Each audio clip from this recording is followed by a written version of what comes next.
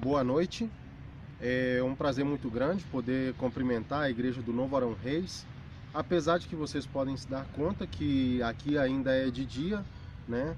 Nós estamos fazendo essa transmissão ou essa gravação diretamente da cidade de Medellín, na Colômbia. E eu gostaria de falar com vocês, nessa ocasião, um pouco a respeito da missão da igreja. Nós, como Igreja Adventista do Sétimo Dia, como povo escolhido por Deus, colocado nesse mundo como testemunhas da verdade, chamados a pregar a breve volta de Jesus a essa terra. E eu gostaria de ler com vocês algumas passagens. Gostaria que vocês tivessem em conta o seguinte: nós, como igreja, nós temos um chamado especial. E esse chamado especial à igreja a pregar a breve volta de Cristo à terra tem a ver com a mensagem que foi dada no livro de Apocalipse, no capítulo 14, a partir do versículo 6 até o 12. E algo interessante é que, se você procura o que é a missão da Igreja Adventista em todo o mundo, você abre as páginas de internet da Igreja Adventista, as páginas oficiais, você vai ver que a missão da igreja, ela tem um foco de mensagem principal, é esse, a mensagem dos três anjos. E um dos objetivos que está ali para ser cumprido como missão é o de fazer discípulos de todas as nações, pregando o evangelho, ensinando a eles o que se deve cumprir e incentivando-os também a seguir cumprindo essa missão. Eu gostaria que nós nos baseássemos aqui nessa mensagem, nesse texto que eu já falei com vocês, que está no livro de Apocalipse, no capítulo 14, a partir do versículo 6. E nós temos aí as três mensagens angélicas. E diz assim a primeira mensagem angélica: vi outro anjo voando no meio do céu, tendo um evangelho eterno para pregar aos que se assentam sobre a terra, e a cada nação, e tribo, e língua, e povo, dizendo em grande voz: temei a Deus, e dai-lhe glória, pois é chegada a hora do seu juízo. E adorai aquele que fez o céu, e a terra, e o mar, e as fontes das águas.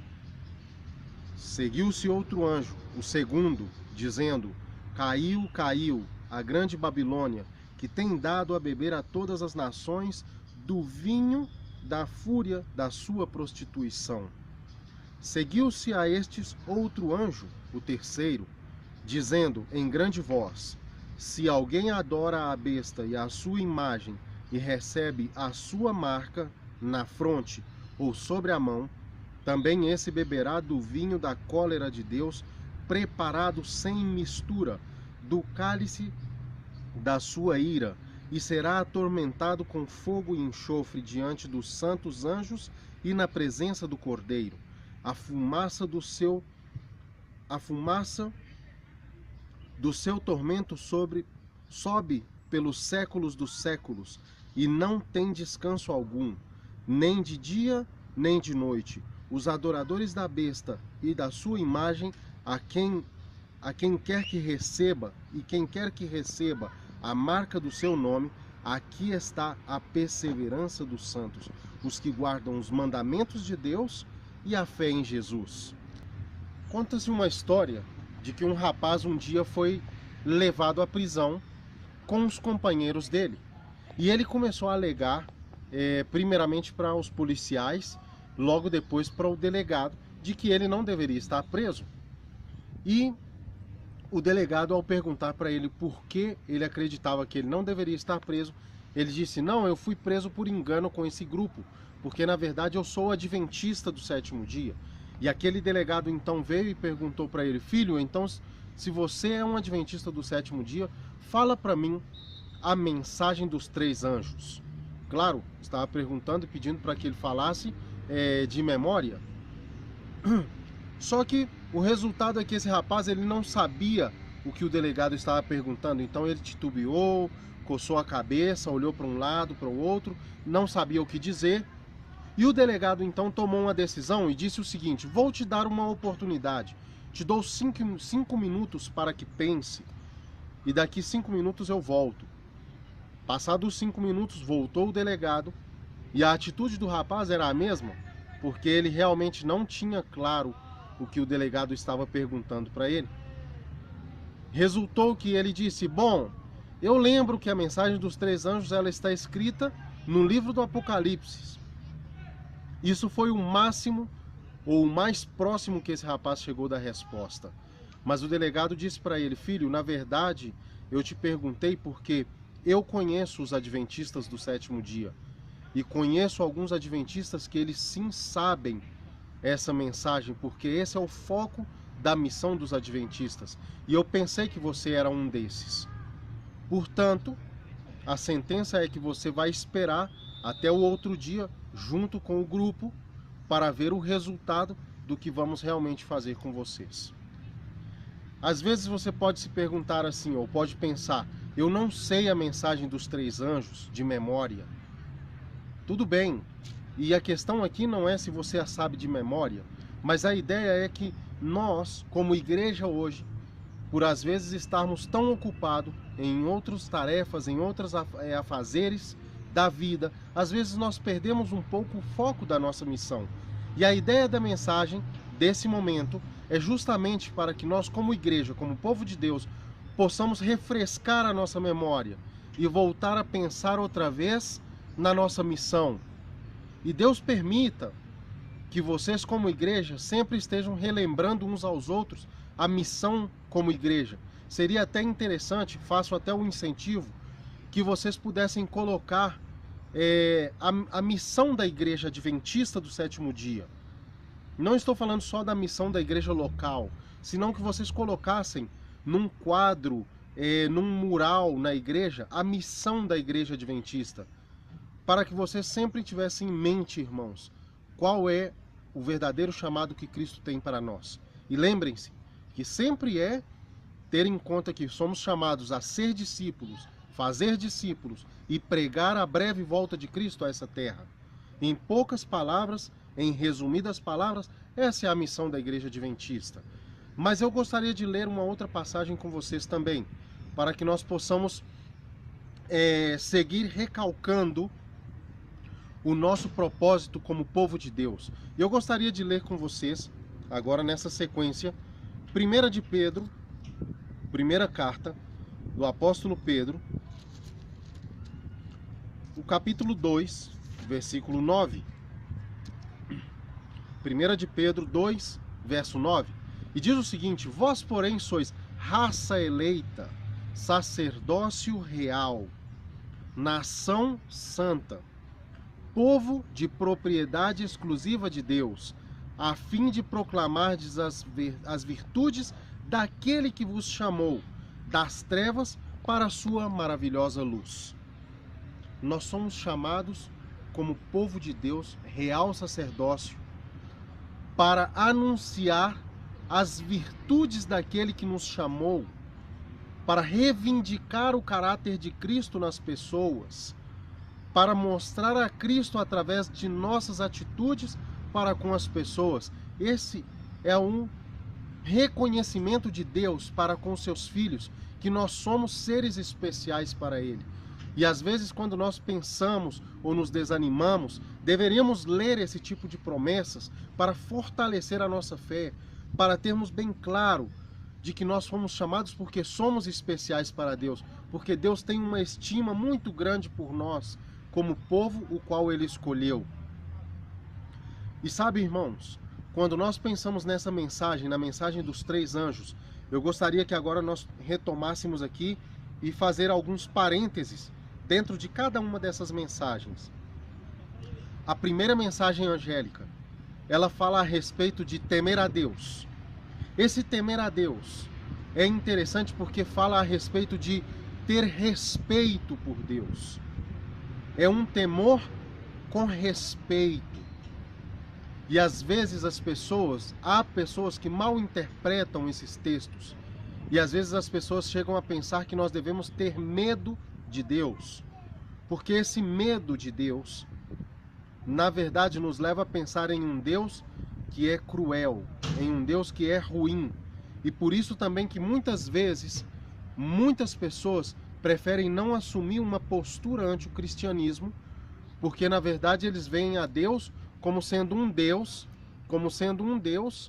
que é ruim, um Deus que não ama as pessoas.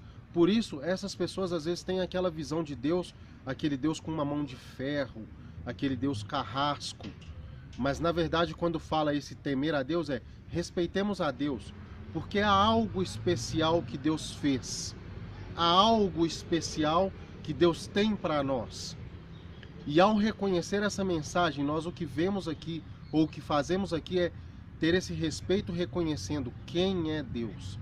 Vamos voltar aqui a Apocalipse 14 e vamos ler aqui outra vez na mensagem aqui do primeiro anjo, que diz assim, temei a Deus, né?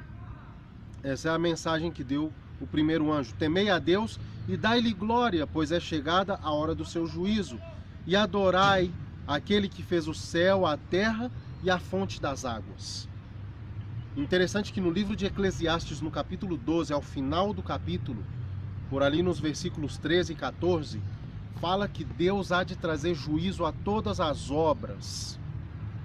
A todas as obras. Quer dizer, Deus vai julgar esse mundo. Deus vai julgar a todas as pessoas e a tudo quanto fizeram. E nós, irmãos, devemos ter muito claro isso, de que Deus nos está chamando para pôr atenção, colocar a real atenção nesse momento especial que é o juízo de Deus sobre a terra, sobre as pessoas aqui nessa terra. E há pessoas hoje em dia que estão fazendo mal para o planeta, que não conservam o meio ambiente. E o Apocalipse também fala dessas pessoas que o Senhor virá julgar aqueles que prejudicam e fazem dano à terra. Isso está muito claro como mensagem. Também nós vemos as pessoas que serão julgadas às vezes pelo pecado da omissão. Quer dizer que se você deixou de fazer algo por alguém, você também vai ser julgado por isso. E aquelas pessoas que também foram ou cometeram erros claros, nítidos, o que nós geralmente chamamos pecados, sim? E tem aquelas pessoas também que cometem pecados de maneira oculta, a qual ninguém sabe, mas tenha claro que já é chegada a hora do juízo de Deus. Desde o ano 1844 começou o juízo daquelas pessoas que tinham morrido na mensagem, esperando a volta de Jesus. E todas as pessoas mortas até ali já têm passado pelo processo de juízo. Não é aclarado, o Senhor não deu uma clareza exata com respeito ao julgamento dos vivos.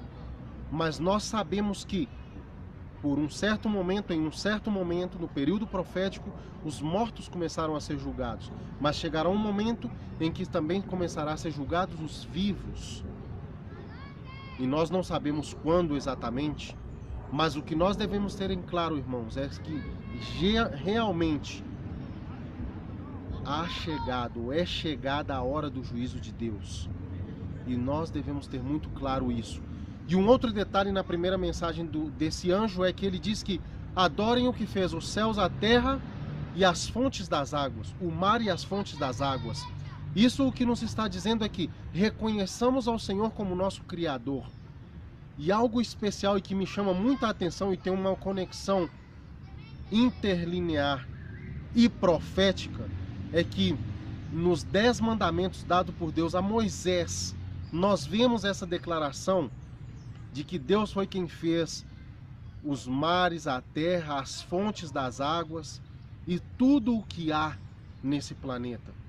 Isso quer dizer, irmãos, que essa mensagem do primeiro anjo é um chamado a reconhecer esse Deus que virá julgar a terra e reconhecer esse Deus que fez tudo. Hoje em dia vocês sabem que um grande conhecimento que está sendo difundido no nosso mundo atualmente é com respeito à evolução. Um mundo que foi criado sem o auxílio de um ser divino superior a nós. E isso é um engano satânico que tem sido introduzido, inclusive, de uma maneira muito sutil no seio do cristianismo. no seio das igrejas cristãs. E comento a vocês que em algum momento até no seio da igreja adventista em Norte América começou a ser introduzido sutilmente algumas dessas crenças. Mas graças a Deus, com o poder da oração, jejum e o discernimento dado pelo Espírito Santo, foi possível ser tirado desse meio essas pessoas que estavam trabalhando com essa sutileza nessa falsa pregação. Irmãos, crer que esse mundo foi criado do nada, ou que esse mundo foi evoluindo com o passar do tempo, isso quer dizer que Deus não existe. E esse é o pensamento principal ideal de Satanás, porque o centro do grande conflito, o que ele quer que nós tenhamos como confusão, para que nós não tenhamos a Deus como centro da nossa adoração, é justamente isso, que ele tenha a posição a qual Deus deve ocupar em nossas vidas. E lembre-se que o centro do grande conflito sempre é e será, até que termine o grande conflito, a adoração. A segunda mensagem angélica fala a respeito de algo muito interessante. Diz: seguiu-se outro anjo, dizendo: caiu, caiu a grande Babilônia, que tem dado a beber a todas as nações do vinho da fúria da sua prostituição. E algo que fica claro para mim, que eu aprendi, inclusive fazendo o meu estudo teológico a respeito do Apocalipse, nesse semestre, foi algo muito interessante, que aqui é a primeira vez que cita Babilônia no livro de Apocalipse.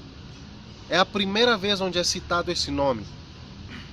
E essa é uma menção simbólica, claro, do que vai ocorrer no mundo, ou do que ocorre no mundo nos últimos dias, fazendo uma analogia do que foi Babilônia no seu tempo, no apogeu do reino literal de Babilônia. E ali o que diz é que Babilônia era realmente o centro do mundo, o epicentro do mundo. Naquele então era Babilônia.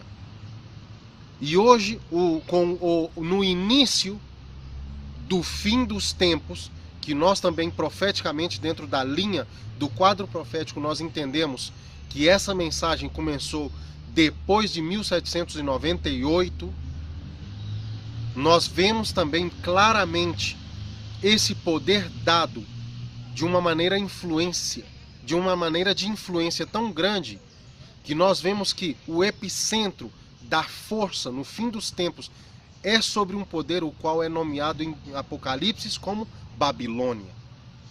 Sim? E algo interessante que diz é que caiu. E um outro aspecto que é relatado nessa segunda mensagem é que Babilônia deu a beber às nações do vinho da sua prostituição. Isso quer dizer que essa prostituição quer dizer uma alteração, quer dizer que algo ilegítimo, algo ilegal está acontecendo aqui e é dado por essa Babilônia. Nós temos claramente e entendemos bem o que recebe, qual é o poder, o epicentro do poder satânico na terra que recebe esse nome de Babilônia. E vocês se lembram também que Babilônia é um vocábulo que nasce lá no Gênesis, com o que foi a Torre de Babel. E ali a gente entende que houve uma confusão, que houve uma mistura entre as nações, e ali através daquela confusão foi onde Deus, de uma maneira magistral, utilizou para poder descentralizar o poder do homem, porque o homem estava colocando em conclusão os planos de Satanás, de centralizar a adoração primeiramente sobre o homem, e ao adorar o homem, obviamente, o centro dessa adoração passa a ser o inimigo das almas. Então ali nós vemos onde nasce a origem dessa palavra Babilônia. E quando nós vemos já no fim dos tempos, nós vemos que esse papel cumpre sobre um povo muito poderoso e que traz uma influência negativa muito grande sobre aqueles que querem fazer a vontade de Deus e aqueles que estão de maneira indecisa, sem saber o que fazer. E nós entendemos claramente que o poder que assume esse papel na Terra é a última fase dentro da profecia de Daniel, onde tivemos o reino de Roma, que era um império, depois tivemos os reinos divididos, e onde ali há um poder que vai imperando ali, que é Roma, de uma maneira muito sutil, mas que logo toma um papel dentro do que é a Roma papal. E ali é onde a gente vê manifestado essa mensagem. E a gente vê, na verdade, que a derrota desse povo, a derrota desse poder já foi decretada e já foi pregada. E deve seguir sendo pregada. Quero chamar a atenção de vocês, nesse momento, para a terceira mensagem angélica. A terceira mensagem angélica diz assim: seguiu-se a estes outro anjo, o terceiro, dizendo em grande voz: se alguém adora a besta, a sua imagem, e recebe a sua marca na fronte ou sobre a mão, também esse beberá do vinho da cólera de Deus, preparado sem mistura do cálice da sua ira, e será atormentado com fogo e enxofre diante dos santos anjos e na presença do Cordeiro. A fumaça do seu tormento sobe pelos séculos dos séculos, e não tem descanso algum, nem de dia nem de noite. Os adoradores da besta, da sua imagem, e quem quer que receba a sua marca ou o seu nome. Aqui está a perseverança dos santos, os que guardam os mandamentos de Deus e têm a fé de Jesus. Irmãos, essa mensagem, a terceira mensagem, inclusive a serva do Senhor, a irmã Ellen White, ela diz que essa é a mensagem que nós, como a igreja dos últimos tempos, devemos estar dando nesse momento. Nós devemos levantar e pregar essa mensagem. Nós somos chamados a pregar essa mensagem, por exemplo, dado de mão com a mensagem pró-saúde, a mensagem da reforma de saúde. Nós somos chamados, por exemplo, a proclamar essa breve volta de Cristo a essa terra, levando em conta que há um poder, uma contrafação do poder de Deus. E essa contrafação está buscando conquistar o máximo que possa de seguidores. E no capítulo anterior a essa mensagem, o capítulo 13 de Apocalipse, que talvez em uma próxima oportunidade podemos estar falando sobre ele, fala a respeito desses dois poderes, a imagem da besta e essa besta, ou a primeira besta. E nós vemos que essa imagem, ela é divulgada pela segunda besta que surge lá em Apocalipse 13. E a imagem da primeira besta é de uma maneira espantosa e poderosa, reconhecida pela segunda besta.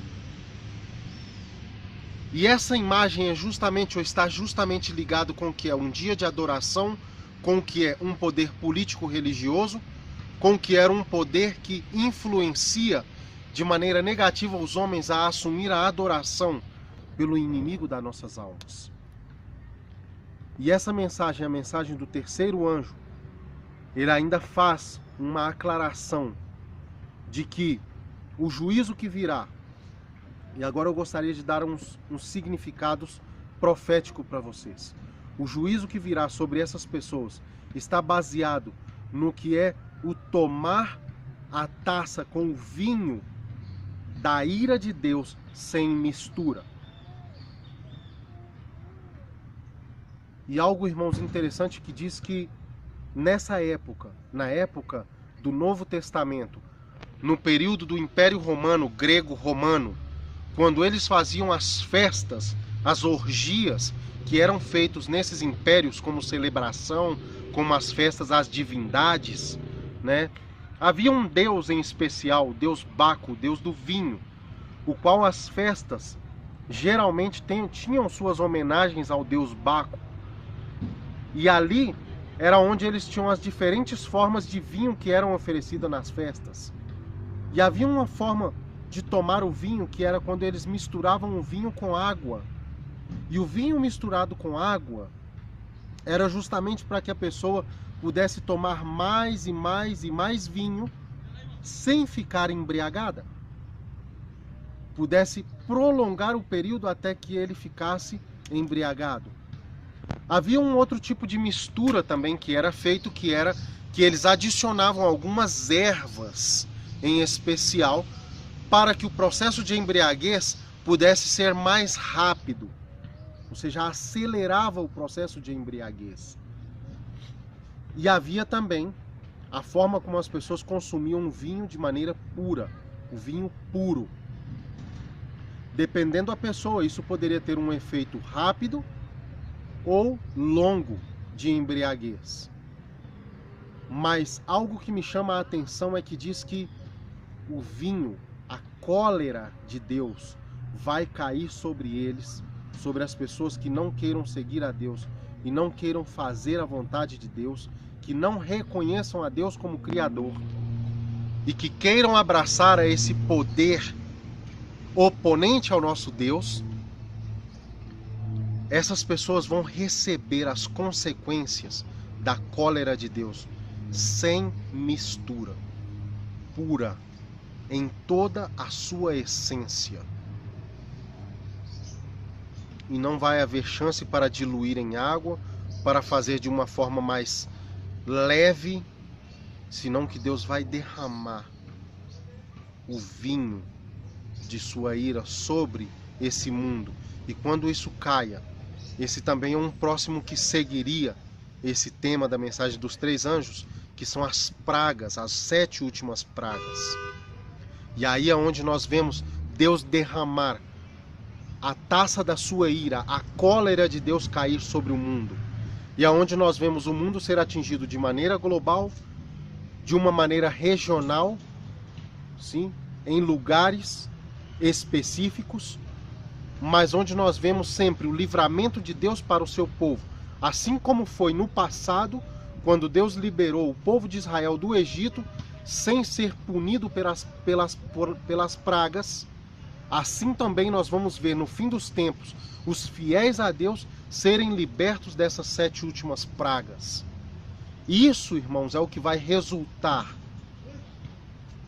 na liberação do povo de Deus quando venha Jesus Cristo, porque quando as pessoas vejam que há um povo especial que não recebe essas pragas, eles vão fazer guerra contra esse povo. Mas Jesus Cristo, de uma maneira milagrosa, ao final dessa grande batalha, ele virá resgatar o seu povo.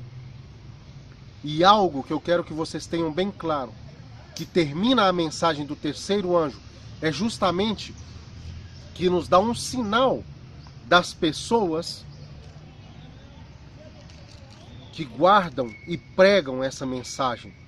Leio no versículo 12 de Apocalipse 14, o versículo final que diz: aqui está a perseverança dos santos, os que guardam os mandamentos de Deus e a fé em Jesus.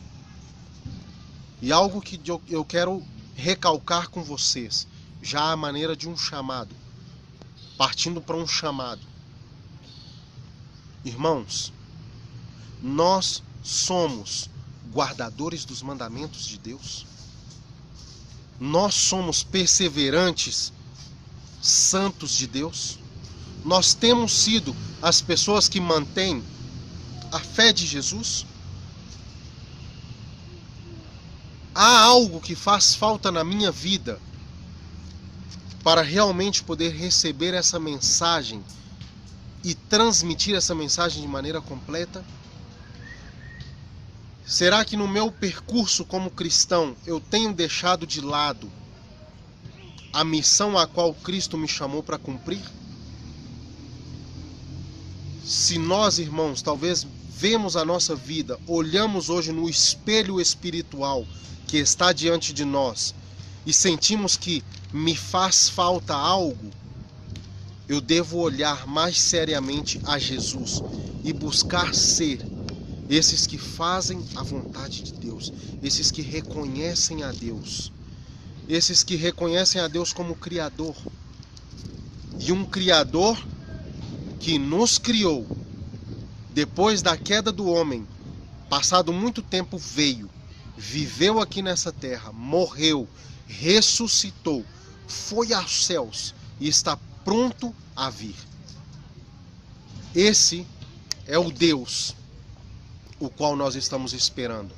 Esse é o Deus o qual devemos firmar a nossa fé e o nosso foco de missão.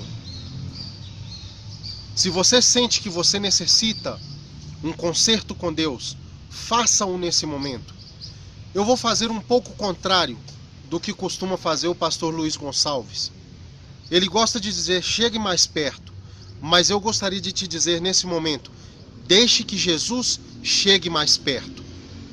Deixe que Jesus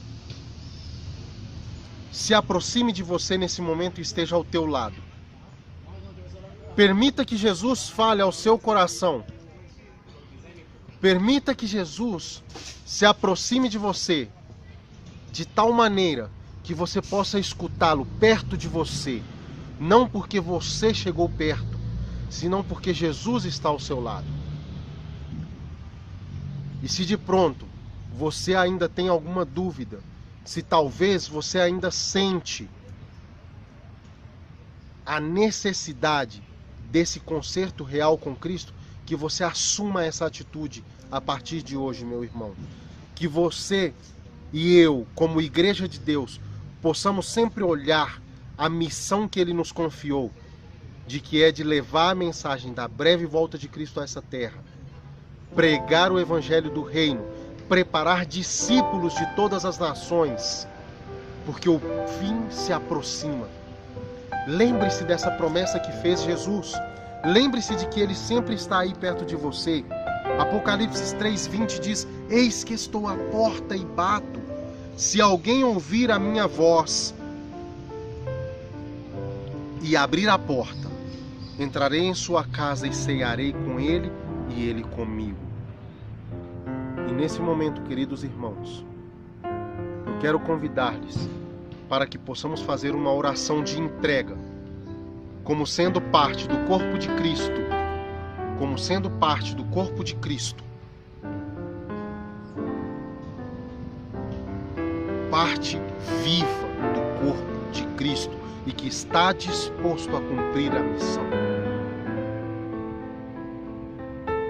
Eu espero que nesse momento você, em atitude de aceitação desse chamado, se coloque de pé. Se coloque de pé e vamos fazer uma oração. Vamos fazer uma oração de reconsagração ao Senhor. E que todos os dias você tenha em mente de que Deus tem uma missão para você nessa terra, que você não veio a essa terra por acaso, que a sua vida nessa terra tem um propósito, que você foi chamado por Deus para anunciar as virtudes daquele que nos chamou das trevas para essa luz maravilhosa. Feche os seus olhos e vamos orar. Pai Celestial, nesse momento, Senhor, nós como igreja, como teus filhos, missionários, que o Senhor chamou, que o Senhor está enviando para pregar a breve volta de Cristo a esta terra, queremos te pedir, Senhor, tenha misericórdia de nós. Ajuda-nos, ó Pai, a entender a mensagem que o Senhor tem para cada um de nós. Ajuda-nos, Senhor, a entender a nossa missão em coletivo, como igreja. E, Pai eterno, que nós possamos ser uma influência positiva para as pessoas, que nós possamos nos armar da verdadeira armadura de Deus. E que através do uso dessa armadura, Senhor, muitas pessoas possam sentir uma influência salvadora em suas vidas. E muitas pessoas possam se chegar aos seus pés. Te pedimos, Senhor, tenha misericórdia de nós, se talvez temos sido omissos ao nosso trabalho, se talvez temos sido ociosos, preguiçosos, se talvez, Senhor, não temos entendido a Tua voz chamando-nos cada dia. Queremos pedir-te, dá-nos o discernimento do Seu Santo Espírito para escutar a Tua voz, Senhor, e fazer caso e atender ao Seu chamado. Pai eterno, queremos despedir-nos desta mensagem, confiados, convictos de que o Senhor nos chamou a cada um de nós e tem uma estima especial por cada um de nós. E que nós não possamos, Senhor, sentir-nos menos que outros, mas sim ver em Ti, Senhor, o valor o qual o Senhor nos dá. Porque ao olhar para Ti, nós possamos estar refletindo esse valor, o qual tem o caráter de Cristo Jesus sobre os homens. Perdoa, Senhor, os nossos pecados e as nossas faltas e guarda-nos, leva-nos onde quer que formos, com esse evangelho a ser pregado, vivificado, queimando em nosso peito, Senhor, para que outras pessoas possam se achegar aos Teus pés. Guarda-nos e perdoa os nossos pecados. Atende, Senhor, esta oração. Confiamos que assim o Senhor fará, porque te pedimos em nome de Jesus. Amém, Senhor. Amém.